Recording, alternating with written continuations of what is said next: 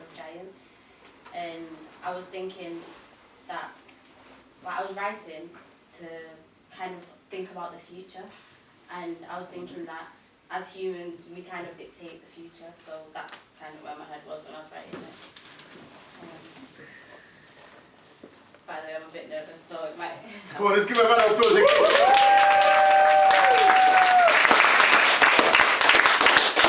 Go Lulu, go Lulu, go Lulu. From up here I could see visions of visionaries that were destroying themselves. I saw scientists' arms decorated in needle holes, so hungry for knowledge they searched for it in syringes. Couldn't bring back the dead, so they turned to late-night binges because we weren't given talents to destroy nature's balance.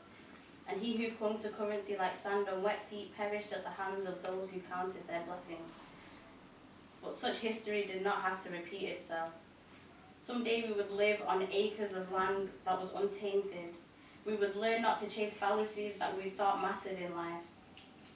We need past translators, future dictators, public speakers and ends meters. We need words on page revivers, history survivors, those who weren't trying to rewrite facts for a few fivers.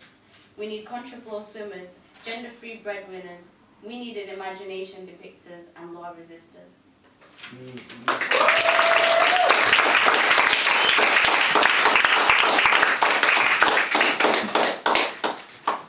The next one is a letter to my grandma. I grew up in England, but I'm originally from Zimbabwe, and like growing up in England when your grandma's from Zimbabwe is actually hard to keep like the relationship because my Shona isn't that great, and yeah, so that's what my phone's about. To my Gogo. When we sit in the company of each other's silence and the sound of our beating hearts, quiet in the quiet of the room, I finally understand how love can have no language. Like I don't know how to tell you about who I want to be, and I don't know who you once were, but our unspoken words share a greater story than our voices ever could. I want to tell you about how my lip quivers each time I try and utter a word in my mother tongue.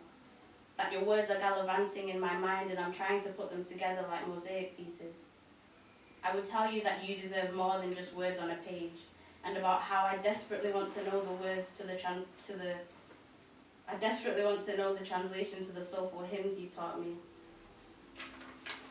To me, your eyes are scriptures.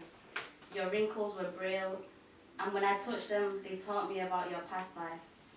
I dreamt of the days where I was to teach my children how to cook sadza and dedere and share parts of them with you. Like the life hacks you taught me from your life lessons.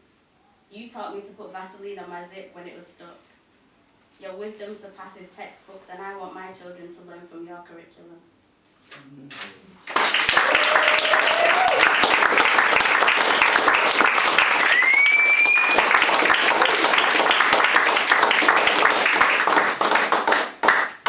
This is the last one. This one's about like my first heartbreak or whatever you want to call it. But, yeah,